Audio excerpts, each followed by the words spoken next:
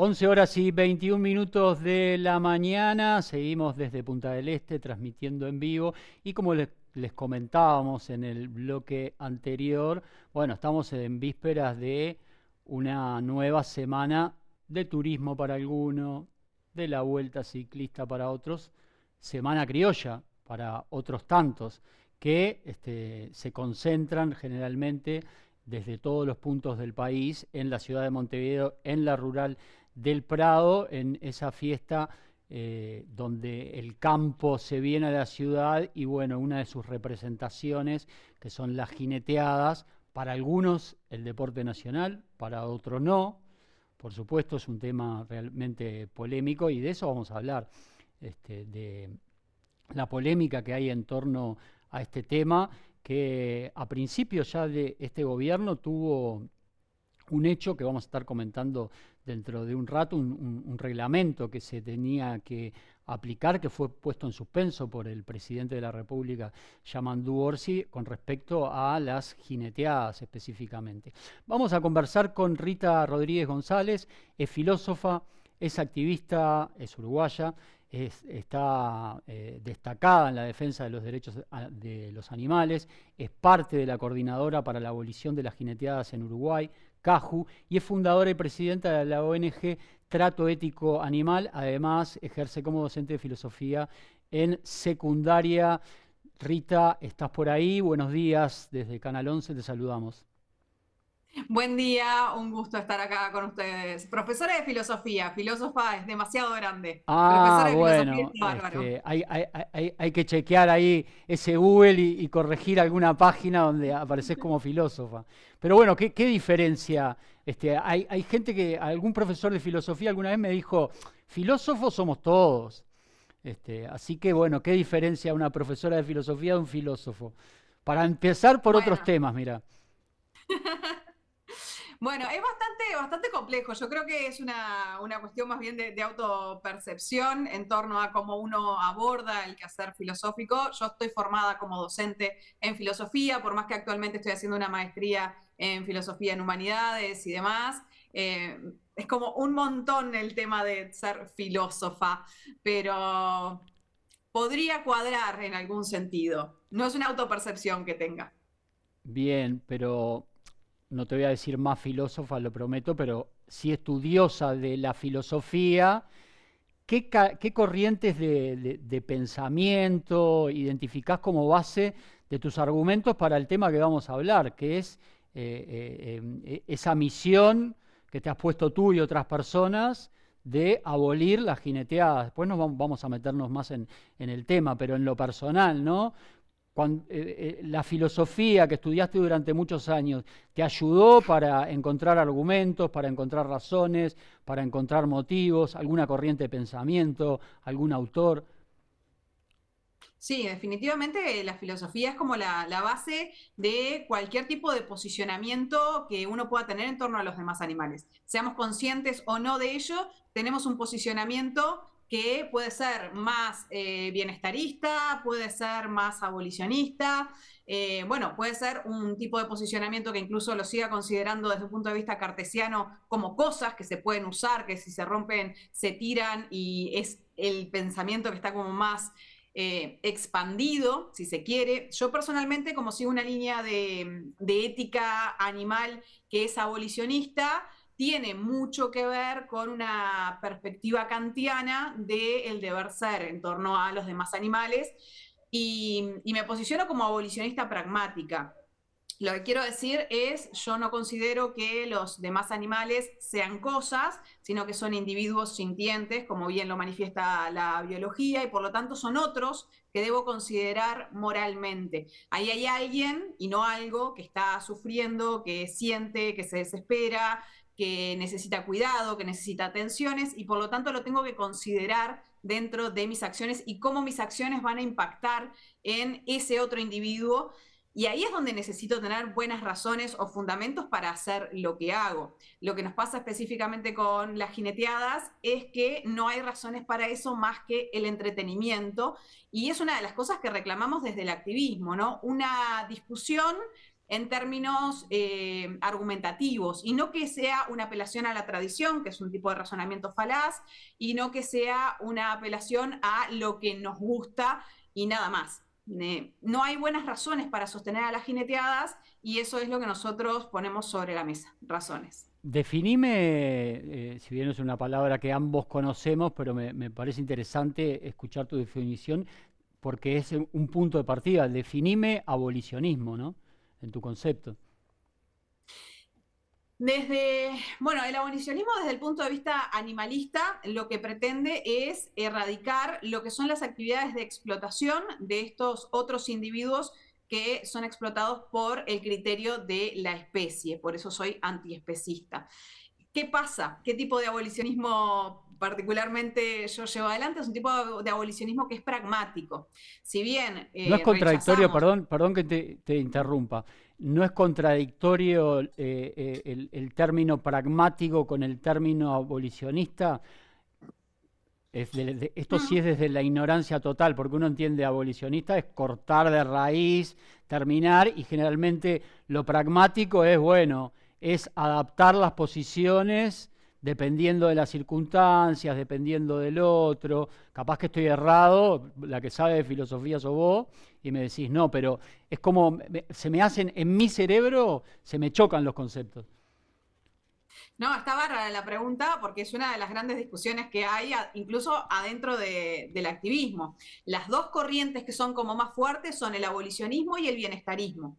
El bienestarismo como tal trata de mejorar las condiciones de explotación de los animales para que no sea tan cruel lo que les hacemos, pero no corta con la explotación, con el uso de esos otros individuos para nuestro beneficio y sin que nos importen sus intereses. Sin embargo, el abolicionismo sí lo hace, toma en cuenta a esto y lo que hace es tratar de erradicar actividades de explotación para que dejen de existir esas explotaciones. ¿Dónde entra el pragmatismo ahí? Bueno, un poco en el medio, en el poder justificar lo que nosotros queremos hacer y cuáles son las razones por las cuales debemos dejar de utilizar a los demás animales. Sobre todo, en este caso, estamos pensando en espectáculos públicos que son para entretenimiento, y ver las posibilidades reales de nuestra sociedad para diseñar estrategias que tengan un enfoque político eficiente hacia ese lugar y teniendo en cuenta no solamente a los individuos de otras especies, sino también a cómo afecta a nuestra sociedad humana. El pragmatismo lo que va a hacer es reconocer dónde estoy parado y tratar de elaborar estrategias para llegar a donde quiero llegar. Bien, existieron en estos tiempos y de alguna manera intentos de las autoridades oficiales que son las responsables de llevar adelante, en este caso en la criolla del Prado, de, lo voy a poner entre comillas porque estoy seguro que vos lo vas a cuestionar, minimizar lo que es lo que ustedes denuncian como maltrato. ¿Cómo lo evalúas vos personalmente? ¿Cómo lo evalúa tu organización? Esos Bueno, intentos, son eso de que año a año no es lo mismo quizás pensar en lo que eran las criollas en el año, por decir cualquier año, 1998, que 2025. Son enfoques bienestaristas en el sentido de esto que vos decís, justamente, minimizar el daño que se provoca a los caballos en jineteadas, pero nosotros lo que vemos es desde el otro lado. Si hay que minimizar un daño es porque le estamos haciendo un daño a alguien. Y las razones por las cuales le estamos haciendo ese daño es por entretenimiento, lo cual es absolutamente injustificado y deberíamos estar poniendo el acento en eso específicamente. Dicho esto, nosotros somos bien conscientes de que las jineteadas que se organizan en la Rural del Prado son las mejor organizadas y las más cuidadas de todo el país. El problema de esto es que aún así, con todas las condiciones dadas, los animales mueren, los animales terminan lesionados y además, aunque esto no pasara, la jineteada se trata de alguien que está desesperado, atado a un lugar, a un palenque, tratando de evadir una situación que es totalmente estresante, que se pueden llegar a quebrar, que ponen en riesgo incluso su vida por escapar. Y nosotros los exponemos a eso simplemente por diversión, porque nos gusta. Entonces, esto no solamente se trata de lo que le está pasando al caballo, que es nuestro foco siempre, sino que se trata de qué clase de individuos somos, que nos divertimos con la desesperación de ese otro. Te voy a cambiar la palabra diversión con una palabra que te deben haber tirado muchas veces arriba de la mesa en estas discusiones. Diversión, pero más allá de diversión, tradición.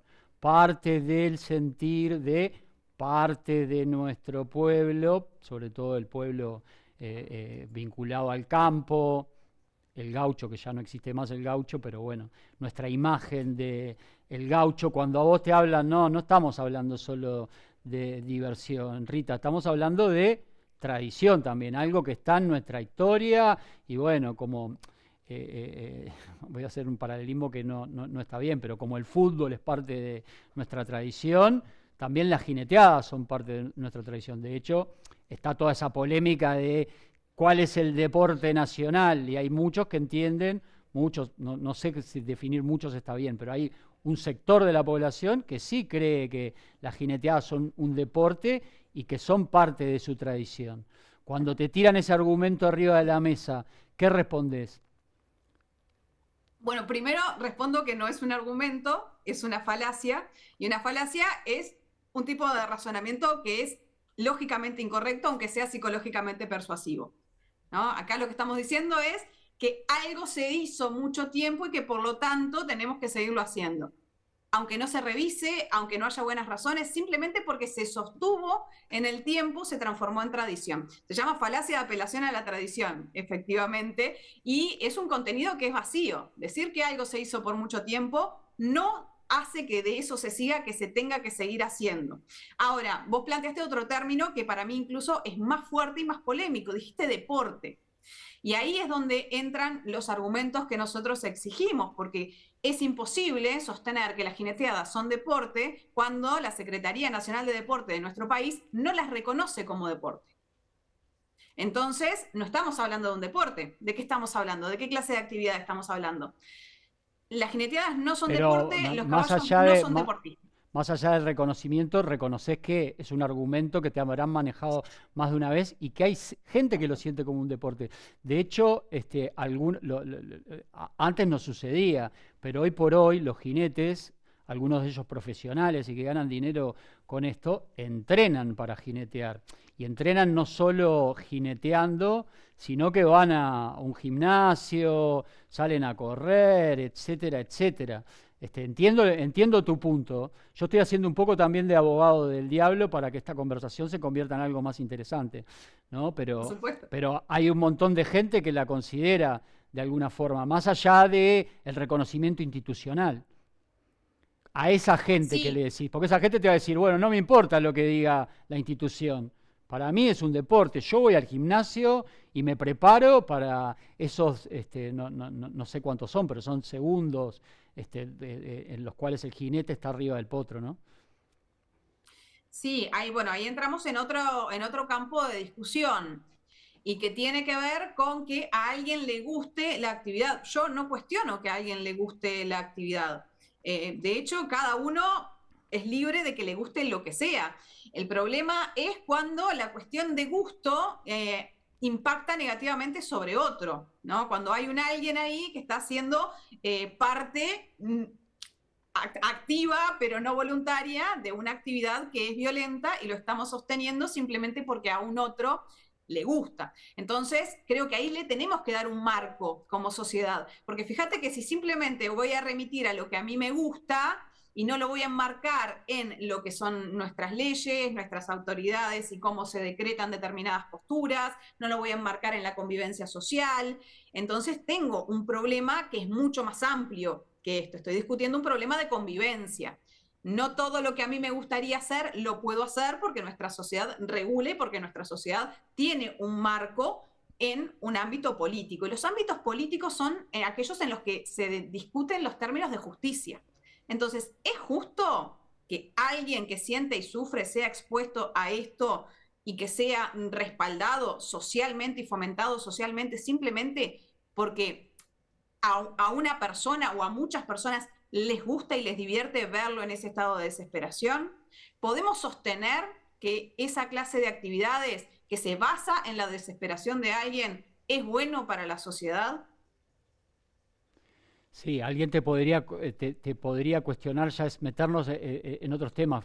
cuando te referís a un caballo te lo referís como alguien, ¿no? Alguien te podría contrarrestar. Bueno, no es alguien. Alguien es una persona, no un caballo. ¿Se entiende a dónde voy el punto?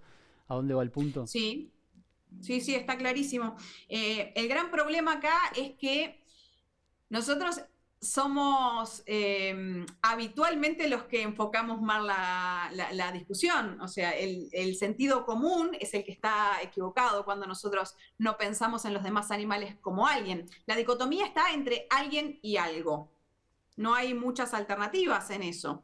Si no es alguien, tiene que ser algo. Y algo es un objeto. Hoy, por suerte, tenemos avances científicos enormes donde ya es indiscutible que los demás animales, al igual que nosotros, que también somos animales, son individuos que sienten, sufren, piensan, tienen emociones, se vinculan emocionalmente, tienen una vida mental y emocional y tienen conciencia. Ya hay declaraciones y muchos avances en la ciencia que son imposibles de contrarrestar. Entonces, que un animal, al igual que nosotros, pero de otra especie, con conciencia, sentido de mundo, autopercepción, vida mental y emocional, sistema nervioso centralizado, que padece, sufre, escapa, eh, sea algo, es algo que es inadmisible. Por lo tanto, deberíamos empezar a referirnos a ese otro individuo como alguien y empezar a reconocerlo como un individuo con sentido propio y con vida propia que está defendiendo cuando quiere huir de una situación aversiva. ¿Crees que hay un espacio donde te puedas sentar a dialogar con una persona que está a favor de las jineteadas para lograr una postura en común, o la postura tan radical de los que están a favor de que las jineteadas se sigan haciendo como se han hecho tradicionalmente, y ustedes que quieren erradicarlas de la faz de la tierra, o sea, que se terminen, como alguna vez, por ejemplo, en Uruguay había corridas de toro y alguien decidió prohibirlas, ¿no? Que ya pasó, es un hecho que uno podría emparentar, hacer un paralelismo, ¿no? Si bien nadie de los que estamos acá recuerda las corridas de toros porque ya no, cuando nacimos nosotros ya no existían, hasta tenemos una gran plaza de toros que se conserva en Colonia. ¿Crees que te podés sentar con alguien que pretenda que las jineteadas sigan existiendo, desde tu punto de vista, que crees que las jineteadas no tendrían que existir más y tendrían que prohibirse? ¿Hay un espacio donde terminar en algo en común o es imposible? Mirá, ese espacio es el que venimos intentando propiciar desde la sociedad civil hace muchísimo tiempo. Esta idea de que la sociedad civil, los activistas somos hostiles y simplemente agredimos, está implantada en el sentido común porque sirve más desacreditarnos desde ese lugar que en realidad entender que estamos abriendo una posibilidad de diálogo. Y justamente es lo que venimos un poco reclamando, espacios para confrontar argumentos y confrontar ideas y que sea el peso de los argumentos y de las razones que se pueda confrontar con la realidad de esas razones, los que hagan que se tomen las decisiones. Nosotros hemos tenido, yo personalmente he tenido debates muy interesantes con jinetes, con tropilleros, con personas que están a favor de las jineteadas. Incluso tenemos un muy buen vínculo y muy buen diálogo con personas que son referentes de las jineteadas, porque acá se trata de confrontar ideas y no de pelearse con las personas.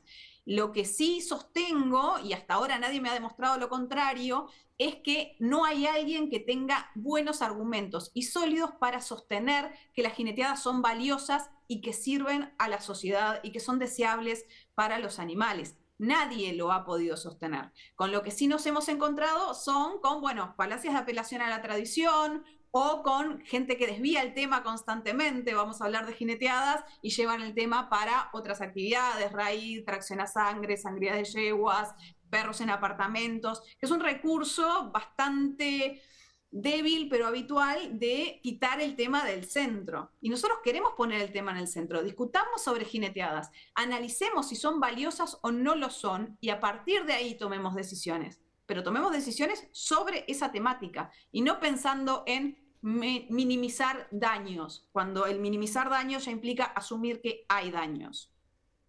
Me encanta que hayas contado que dialogás con referentes. La verdad es algo que yo no conocía, que pueden tener esas instancias. De todas maneras, lo que más trasciende en estas fechas son siempre, que siempre se genera algún hecho de violencia. Ya sea porque los que están a favor de las jineteadas interpretan como violento que ustedes entren a un ruedo con una pancarta, estoy relatando una situación que a veces sucedió, no digo que vaya a suceder, como otras imágenes que también hemos visto, que a esos muchachos y muchachas que entran con una pancarta o activistas, vamos a darle el nombre que realmente tienen, son corridos a rebencazo, porque lo hemos visto también, hay atropellados con los caballos.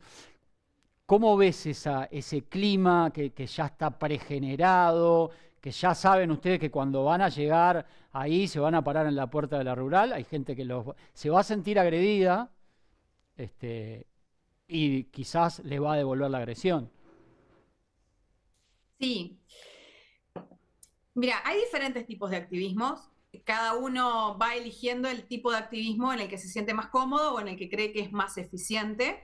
Mi activismo es un tipo de activismo político y educativo, pero reconozco que es necesario todo tipo de activismo. El activismo de disrupción es necesario, el activismo de calle es necesario, y no porque sea deseable, sino porque a veces socialmente necesitamos un llamado de atención que sea un poco más disruptivo, como para poner el tema en el centro de la atención.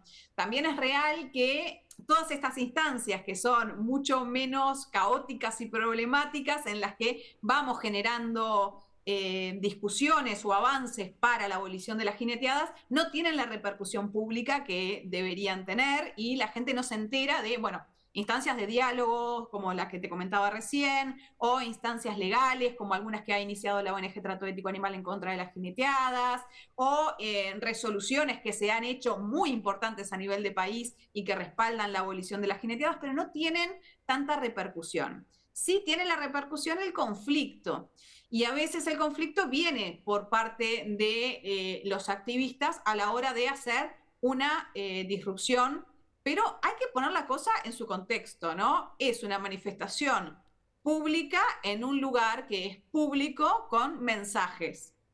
¿Corta un espectáculo? Sí, lo corta. ¿Llama la atención y genera determinada reacción? Sí, por supuesto, pero no es lo mismo que utilizar elementos para violentar físicamente a otra persona, y hay que ponerlo también sobre la balanza eso. Dicho esto, solamente nuestra postura ya es hostil para aquellos que quieren Tal seguir cual. manteniendo a las jineteadas.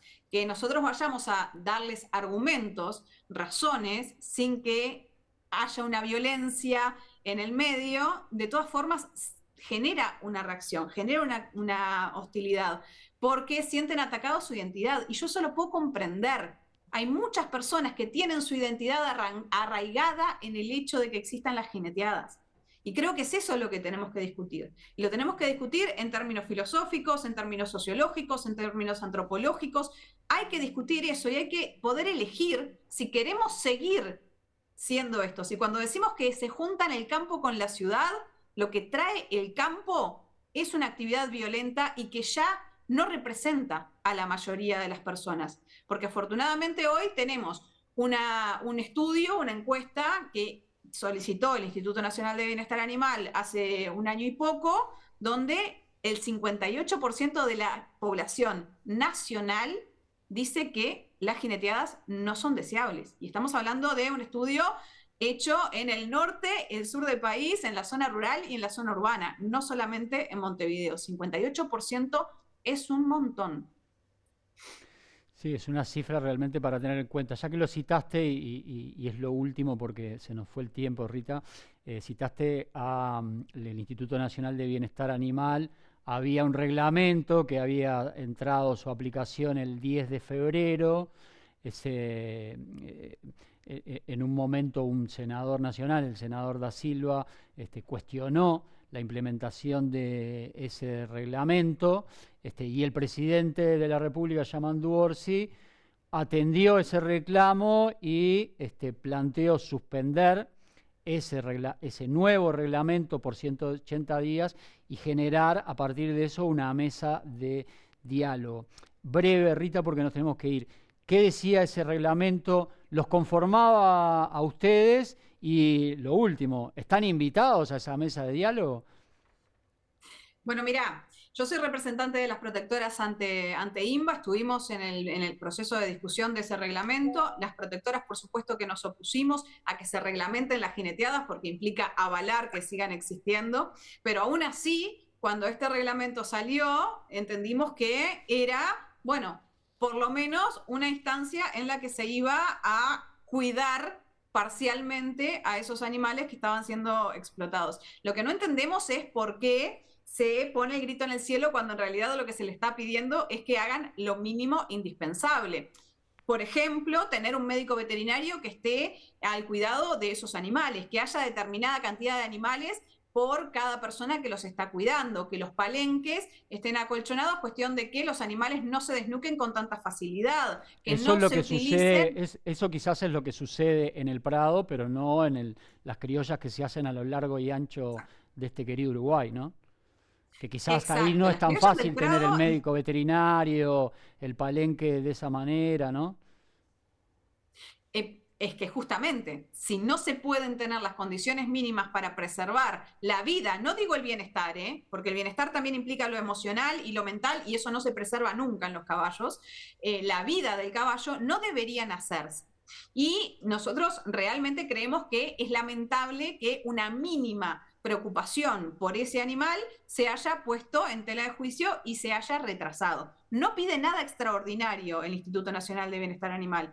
Pide simplemente que se informe, pide que haya médicos veterinarios a cargo de aquellos animales que son violentados públicamente, pide que no haya espuelas que tengan punta, pide que haya lugares donde enterrar a los animales cuando mueren, porque todos sabemos que mueren caballos en las jineteadas, y que tengan un lugar donde ser enterrados, por ejemplo, es importante, que haya un cuidado sobre el jinete también. Entonces, este reglamento era un paso, si se quiere, para poner la discusión sobre la mesa. Lo que revela es que las jineteadas en todo el país son extremadamente violentas al punto que no pueden siquiera cumplir las condiciones mínimas para garantizar que el animal no muera o no se lesione tanto. Y los números al respecto de la cantidad de muertes y lesiones de los caballos en las jineteadas de todo el país, lo solicitamos por acceso a la información pública al INVA para que nos responda oficialmente, porque estuvieron trascendiendo algunos números al ojo por ciento que son bastante complejos. Los caballos mueren en las jineteadas mucho más a menudo de lo que estamos dispuestos a admitir y se lesionan constantemente en las jineteadas. Bien, Rita, se nos acabó el tiempo, pero bueno, un gusto tenerte en la mañana, un gusto escuchar tus argumentos, tu postura. Vamos a intentar nosotros conseguir la otra postura porque está bueno. De la contraposición de las ideas surge la verdad, o al menos eso dicen. Este, Así que nada, agradecerte que nos hayas acompañado esta mañana y que bueno, hayas sido clara en los conceptos de las organizaciones que representás, ¿no? Muchas gracias. Muchísimas gracias a ustedes, un placer. Y bueno, cuando se quieran generar espacios para contraponer ideas, estamos más que a las órdenes siempre. Me imagino, tenés pinta de buena debatiendo en un mano a mano. Hacemos lo que podemos. Muchas gracias, Rita. Son las 11:50 de la mañana. Nos vamos a ir al móvil, el móvil de la mañana del 11 que está en la calle. Presten atención, esto tiene que ver con la solidaridad de todos.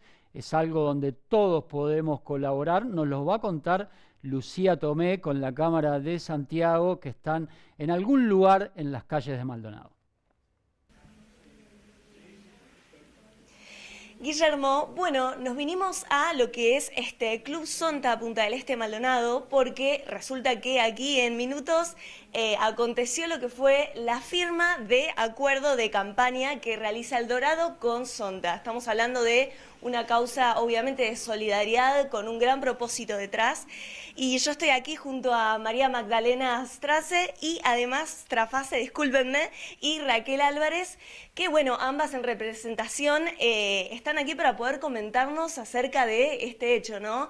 Bueno, comienzo preguntándoles un poco, bueno, sobre lo que significa este acuerdo para ustedes, ¿no?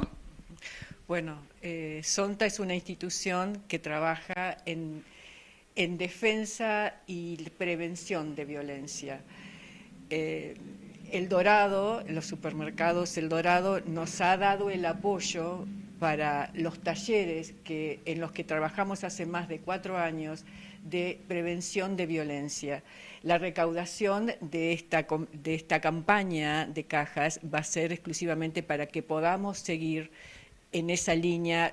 Los liceos nos siguen pidiendo que sigamos haciendo esos talleres, llegar a la adolescencia y reflexionar acerca de lo que significa violencia, tener muy claro cuál es el verdadero vínculo que debe generarse entre dos personas y sanar muchas malas creencias que existen. Bueno, gracias al supermercado, a Polakov, a Raquel, que es la mentora realmente de toda este tipo de campañas, que sé que son laboriosas, que sé que requieren mucho esfuerzo, y bueno, estamos muy agradecidos. La recaudación de cajas es importantísimo, pedimos la colaboración de los clientes fieles que tiene El Dorado, como para que nos ayuden, ¿no? Magdalena, contémosle un poco a la gente acerca de los talleres donde van a ser abocados, digamos, todo lo que se recaude. Los talleres se hacen en 6º de primaria y en 1er año del liceo. Tenemos la suerte que ahí tenemos a varones y niñas en los liceos del departamento, ¿no? O sea, ya te digo, los que venimos haciendo hace 4 años nos siguen pidiendo que sigamos, pero bueno, para eso necesitamos los recursos para seguir la campaña. Muchas gracias, Raquel.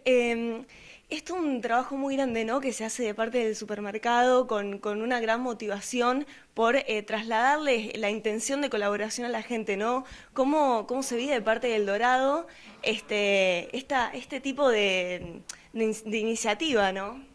Bien, es un trabajo intenso, viene desde hace como 2 meses que estamos trabajando en esto, porque este mismo acuerdo que estamos firmando acá, lo estamos firmando en 27 localidades, cada uno con una organización distinta, cada uno con un objetivo, con una meta a conseguir totalmente distinta. Desde aparatos como precisamos una sonda en el Hospital de San Carlos, pasando por aparatos ortopédicos, un sinnúmero de cosas en cada una de las diferentes localidades. Eso implica, bueno, contactar con la organización, a veces son muchas las organizaciones que se presentan, hay que seleccionar, los criterios de selección tienen que ver con que el objetivo sea que se pueda llegar a cumplir, ¿no? Porque en realidad nuestras campañas son periodos cortos, son 10 días, entonces en 10 días de repente no podemos conseguir una estructura edilicia, por ejemplo, pero sí podemos conseguir otras cosas, que el objetivo sea cumplible, que la organización esté dispuesta a acompañar a los equipos de caja, porque es totalmente diferente cuando la organización está presente, está acompañando, está informando a la ciudadanía, le está explicando qué es lo que hace la organización, porque bueno, otro de los objetivos bien importantes, además del dinero, es justamente esto de visibilizar a las organizaciones. Hay un montón de organizaciones dentro del país, totalmente, que realizan tareas que la mayoría de la gente no conoce. Entonces esto ayuda a visibilizar cuál es la función que hace, cuál es el aporte a la comunidad, ¿no? Entonces es como todo ese trabajo de hacer esa selección, de contactar, de conocer, de ver expectativas. Y bueno, después viene la firma del acuerdo, ahora una vez comenzada la campaña, que empieza del 3 al 13, también está el seguimiento, hay un seguimiento caja por caja, cajera por cajera, donde se sigue cada operación, podemos saber cada operación que se hizo, para ir, bueno, viendo si la campaña va funcionando, si hay que concientizar un poco más a la cajera, si la organización tiene que concientizar un poco más a la población. Hay como, bueno, ¿no? Esto termina cuando termina la campaña, bueno, se hacen los reportes acá, involucramos también varias áreas de la empresa, también, ¿no?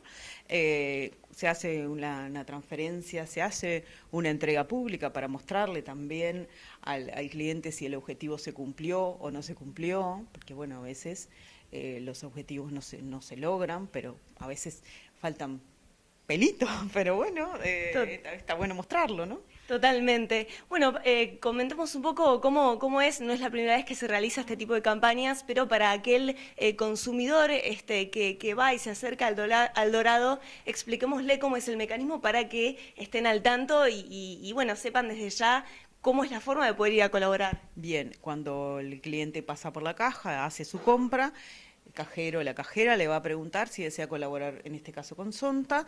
Si el cliente que dice que sí, se le va a preguntar con cuánto. Recordamos que no hay un monto, el monto lo pone el cliente. Se le emite un ticket, ¿no? Una factura por ese aporte, que es lo que nos permite después poder llevar el control. Reiteramos el periodo en el que va a estar llevándose a cabo la campaña. Del 3 al 13 de abril. Impecable. Bueno, te damos las gracias, Magdalena. Si hay un último mensaje que quieras brindar.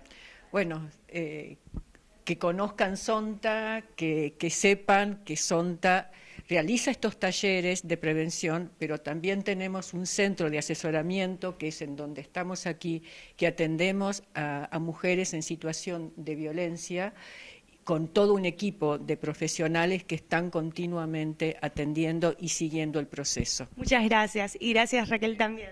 Bueno, muchas gracias, y desde ya muchas gracias a nuestros equipos de caja, que son los que hacen posible, y a nuestros clientes que, bueno, que confían en nosotros y confían en Sonta para que esto, dentro de 10, 12 días, nos encontremos y podamos decir objetivo cumplido. Bárbaro. Bueno, la verdad, muchas gracias a ambas, gracias por comunicar a la gente, por incentivar este tipo de propuestas con una causa tan noble detrás. Y bueno, eso sería un poco todo por este móvil, Guillermo, dar a conocer esto tan importante que se está llevando a cabo para que la gente se pueda unir y, bueno, congeniar con lo que es este propósito, ¿no? Así que, bueno, muchas gracias y nos estamos viendo en breves. Muy bien, gracias Lucía, gracias Santiago. Mañana seguro los vamos a tener de nuevo en algún lugar de la calle para saludar al principio del programa y después trayendo noticias interesantes, actividades, lo que el móvil de la mañana del 11 suele hacer y suele brindarle a los televidentes. Nos vamos a ir a una pequeña pausa, a la vuelta vamos a tener otra entrevista muy interesante. Estaba relacionando, ayer tuvimos en el bloque deportivo tuvimos a Marcela Machado, una uruguaya fernandina que se fue muy chica a vivir a Canarias, España, y volvió como campeona de surf. Y hoy tenemos otra uruguaya que se fue también, ya un poco más grande, también se fue a España, triunfó en España, es profesora de patín de alto nivel, es modelo, es activista y en el año 2024 se coronó como Miss Trans España. Cuando volvamos de la tanda, Enid Sebastián en la mañana del 11.